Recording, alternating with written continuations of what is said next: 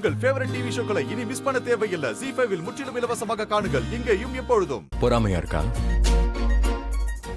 அதெல்லாம் ஒண்ணும் இல்ல. நான் எதுக்கு பொறாமப்பட இத போறேன்? நீ உன்னோட மனசு கிட்ட கேளு. அது என்னன்னா, நான் இத கேள்விப்பட்டிருக்கேன். நாம ஒருத்தர் மேல அளவு கடந்த அன்பு வச்சோம்னா அவங்க இன்னொருத்தர் பின்னாடி போனா அத பார்க்கும்போது கொஞ்சம் பொறாமையா தானே இருக்கும். சோ சொல்லு, நீயும் என்ன பார்த்து சும்மா விளையாட்டுக்கு அப்படி சொன்ன. அது என்னன்னா, இன்னைக்கு வரைக்கும் நான் உன்கிட்ட உன்னை லவ் பண்றேன்னு சொன்னதே கிடையாது. அண்ட் எனக்கு உன்னை பத்தி தெரிஞ்ச வரைக்கும் நீ ஒரு நல்ல ஃப்ரெண்டா இருக்கிறதுக்கு ஓகே தான், ஆனா வைஃபா இருக்கிறதுக்கு லாயக்கே இல்ல. அது ஏன் தெரியுமா?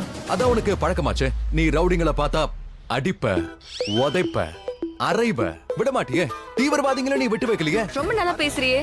நீ என்ன ரொம்ப நல்லாவே புரிஞ்சு வச்சிருக்க.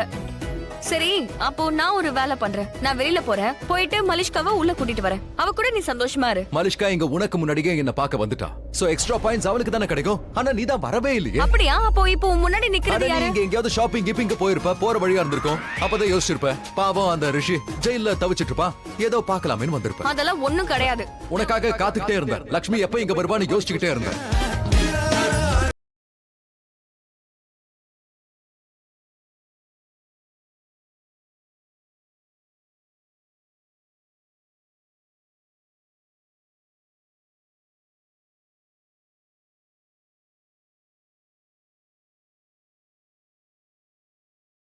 ZEE5 ஆப்பை டவுன்லோட் செய்து அனைத்து எபிசோடுகளையும் இலவசமாக பாருங்க.